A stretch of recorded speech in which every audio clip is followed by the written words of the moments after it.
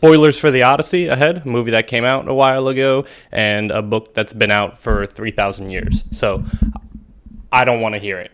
I have a confession to make. I love culture war content. It's my biggest guilty pleasure on YouTube. That and police body cam videos.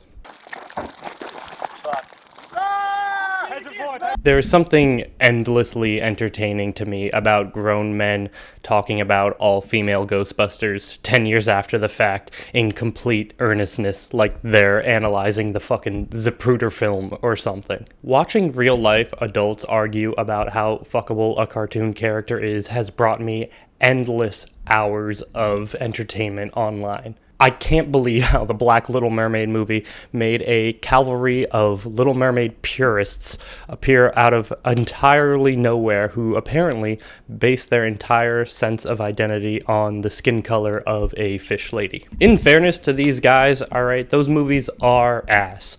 Supergirl sucked dick. Black Little Mermaid was trash, and I think all-female Ghostbusters actually did set back women in comedy a couple of years. These movies suck, and I'm not here to defend them, alright? As a matter of fact, I think it is a good thing that there's guys like this to call out Hollywood on the slop trash that they keep pushing out there, and I think it's good for the industry. The thing that always drove me crazy about these culture war content creators is that I feel like they have their thesis statement backwards. Like, this movie doesn't suck because there's a woman or a black person in it. I think the studio realized the movie sucks, and then they put a black person in it so that way any criticism of it can be dismissed as racism after the fact. At least that's my tinfoil hat conspiracy. I don't know if anyone else thinks like that. I'm not going to pretend like these movies aren't anything more than AI slop, basically, to preserve copyrights or trademarks or whatever, and to pay lip service to progressive ideals with face value identity politics.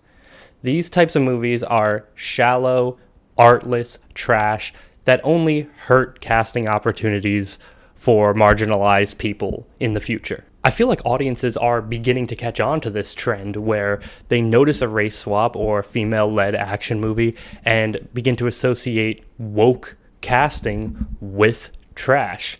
It's like in a video game. You can tell the game's probably going to suck when the characters look like that. The latest victim in this never-ending culture war clash is Christopher Nolan's Odyssey movie. Now, there will be spoilers for this movie, but like I said in the beginning, this book and poem, whatever, is 3,000 years old.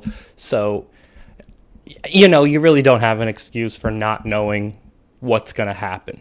When the trailer dropped, I was shocked by how many Greek history warfare experts there were in YouTube that exclusively review MCU movies, but apparently also have a PhD in the Odyssey. If you're like me and you never go outside, you might think the whole world was ready to burn down over the fact that Lupita Nyong'o was cast as Helen of Troy and Elliot Page was in the movie also. Funnily enough, Nolan has race swapped in the past, and without too much controversy that I can remember, casting Tom Hardy as Bane in Dark Knight Rises.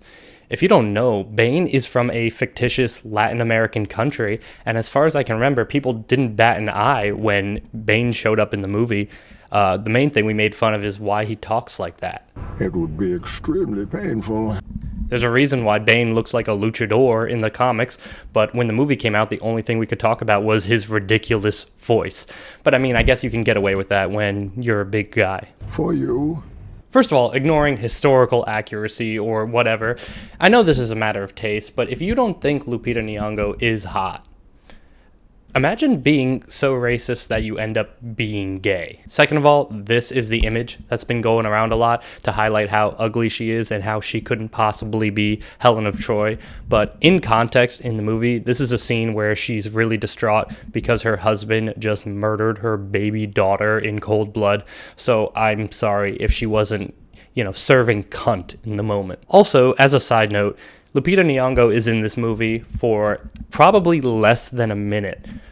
I've been talking about her more in this video than she appears in the Odyssey. It almost seems like Nolan was trolling by making her in the trailers, and especially with Lupita Nyong'o making comments like this.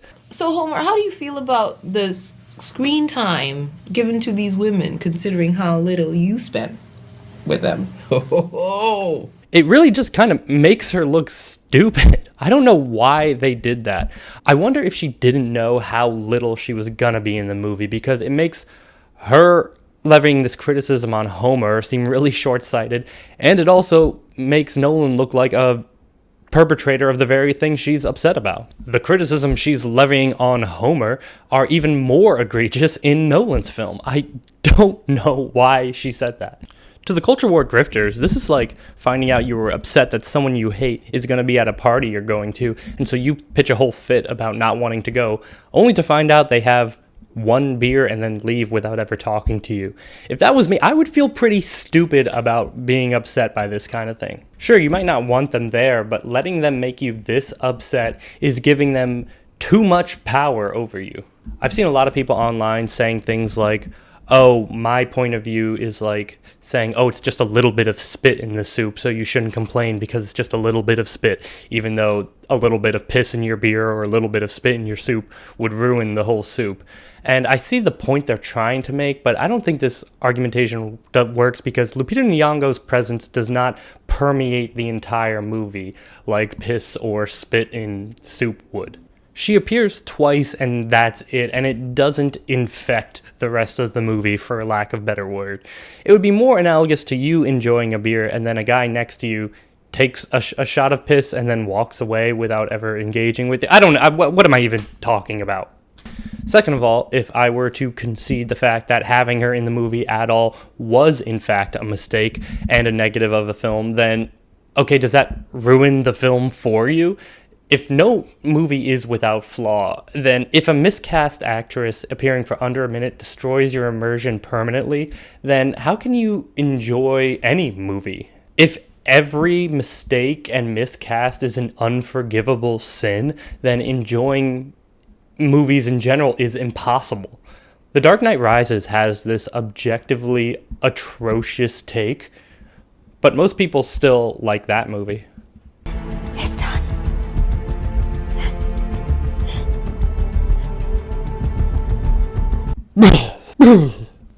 Batman. With respect to Page, his really small frame did take me out of the movie, to be honest. I get he was supposed to be playing a little bit of a younger, more naive character, and to be totally honest, it was kind of distracting.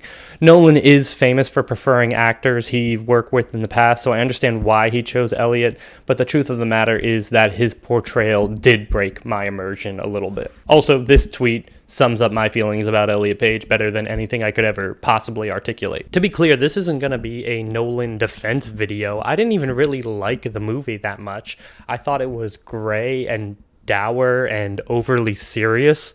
I think it's fine to have a different interpretation, but forgetting about the race swaps, everyone's American accent really took me out of the movie. Even the British actors do American accents, and it's too modern, it's too modern. There's a part where Matt Damon goes, "Let's get the fuck out of here." And I was just like, that's not what an ancient Greek soldier would say. Now, I know British accents aren't historically accurate either, but it's just one of those things you come to accept in movies, like a bullet blows up a car when you shoot it, or a single punch can knock someone out for hours without brain damage.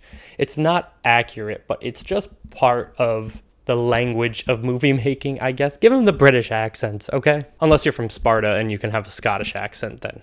Let me guess. You must be Xerxes. I also thought it was strange that the two major female villains of this story were completely absolved of wrongdoing in Nolan's interpretation.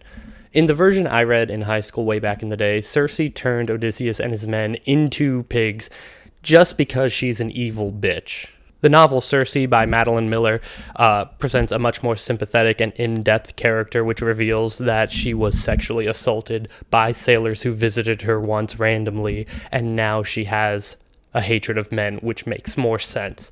Nolan's version also portrays her as clearly some sort of victim of something, and also portrays her as being correct that these men are bad and evil inherently by nature, without any sort of evidence in the film showing that, other than they kill people in war. In the original text, Calypso keeps Odysseus on her island against his will for 7 years and forces him to sleep with her, and he's aware of this the whole time. The only reason he's able to escape is because the gods come down and threaten to beat the shit out of her unless she lets him go.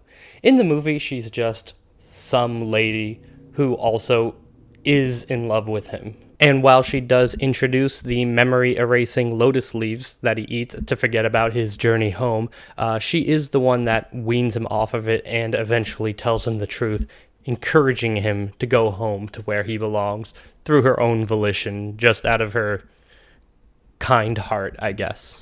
Because there aren't any gods in this story, not really, at least per my interpretation, she's just kind of has to be like, yeah, bro, it's time to go. I don't know if there's a term for this sort of thing, maybe reverse misogyny, I guess, but I feel like I've been seeing this a lot in movies where they don't want to have literally any flaws on the female characters. Maybe a girl boss or a Mary Sue, I don't know if that still applies in this situation, but even these characters who are supposed to be villainesses are completely whitewashed of any actual wrongdoing. Nolan himself said he left out the execution of the disloyal female servants in Odysseus' home because he felt it was misogynistic. To be fair, the only adaptation I can think of that really did include something like this was the Kirk Douglas version, where the loyal old servant whips a disobedient and disloyal younger female servant for siding with the suitors. So it's not something you see very often, but to call it misogynistic when these guys were conspiring to, marry your wife and kill your son, I think you can beat them up a little bit, even though they're girls. Also, even if you love this movie and you could tell me what you think in the comments, you have to admit half of this fucking movie is them arriving on an island and then running away and then going, whoa, that was crazy.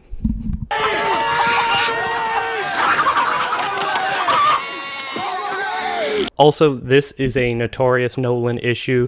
The sound mixing in this film is maybe the worst that I've ever seen. It was truly atrocious.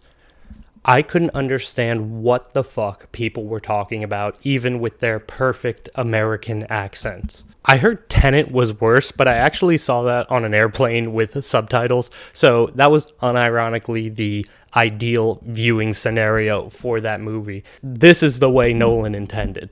Going back to the race swap controversy, before the film even came out, it was obvious that Lupita Nyong'o and Elliot Page's casting was going to be the main points of discussion for this film. And I think it inadvertently created a counter group of people who are claiming to love this film and consider it a masterpiece just to spite the chuds. If you love this film, I'm happy, I'm glad, but I think a lot of people are saying that because they don't want the other side to win. And I mean, I don't like them either, but I thought this movie was kind of booty cheeks. If you did love this film, I'm happy for you, but I really would like you to ask yourself, how much of this film are you filling in the blanks for with your pre-existing knowledge of the text? This is obviously one of the most famous stories of all time in the Western world, and I'm curious to know if there are people out there who knew nothing about the original Odyssey and also loved this film. Even someone like me with a casual passing understanding of the original poem, I really struggled to understand on first viewing what they were talking about with the sea people and who the hell they were. I was already aware of the historical meme of the mysterious sea people that caused the downfall of the Bronze Age, but this being portrayed as some sort of scourge on civilization was just not properly communicated. And when the men had hay tied to their backs to trick the Cyclops into thinking that they were also the sheep after they blinded him, the only reason I understood why they did that is because I knew the story. In the movie, the Cyclops never even actually touches them, and it seems like he wasn't even making that much of an effort to block the exit. Now, I'm not trying to be cinema sins here, but these things really started to add up for me. When the Black Little Mermaid remake came out, the memes about black people swimming flooded the internet and dominated every shitty open mic here in New York City if you were involved in the comedy scene.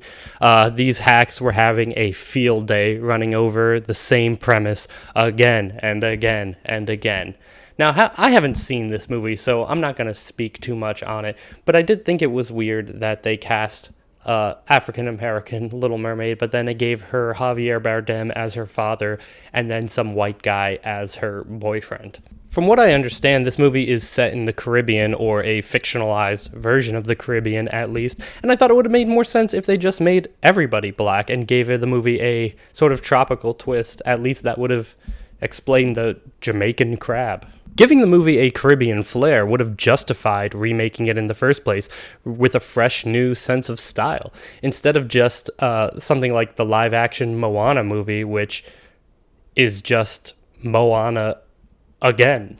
In the nearly unwatchable Amazon Wheel of Time show, every small, secluded, little tiny village is as racially diverse as a local college campus brochure, which normally I can look past in this kind of thing, but in the third season, if any of you have made it that far, it becomes plot critical that a certain character is from a certain place, and they can tell this by the color of his hair.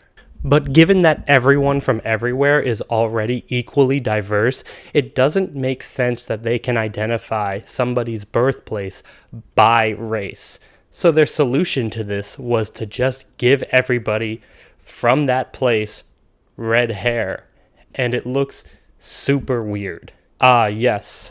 These people are the same race. Despite what I'm talking about, I'm generally not against race swaps given the context. Like, if they decided to remake Rambo or The Terminator, the main characters being black and white would be largely inconsequential to the story. These are pretty racially agnostic characters that can be played by pretty much anybody that's a huge muscle man that has trouble with diction. Stop it! I can't think of a real reason why Indiana Jones has to be white. I think he could be any color you want.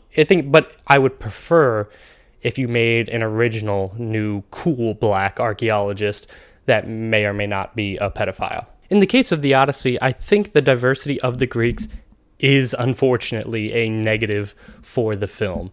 Listen, I get this is Hollywood, it's America, they're gonna be white, I understand. Who do you want to star in the movie? Fucking Stavros? But having the crew of Odysseus' ships be racially homogenous would have helped accentuate the idea that when they arrive in these new and strange lands and see people that are different to them, it would just emphasize how shockingly foreign and lost they are. And it would emphasize how vast the sea is. Think about in real life with First Contact, how crazy it must have been when Vikings first ran into the indigenous peoples in Canada. It probably looked something like this. I don't think it would have been a very interesting movie if they traveled all the way around the world and they met someone that looks like this. Eric the Red wrote that they were short in height, with threatening features and tangled hair.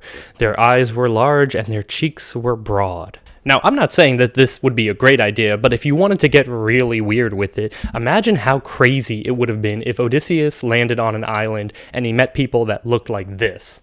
And then when he goes to the next island, he met people that looked like this. That's what I would have done. I would have had Odysseus fight samurais and Zulu warriors, and then maybe the Predator at the end. But I don't know. I'm not Christopher Nolan. I just know what I would have liked to see. I think that would have been pretty fucking sick. Tell me what you thought about the movie in the comments. Did you think the racial controversy was overblown? Did you find Elliot Page distracting? Sound off in the comments. Leave a like, and I'll see you guys next time. And by contributions to your PBS station from viewers like you. Thank you.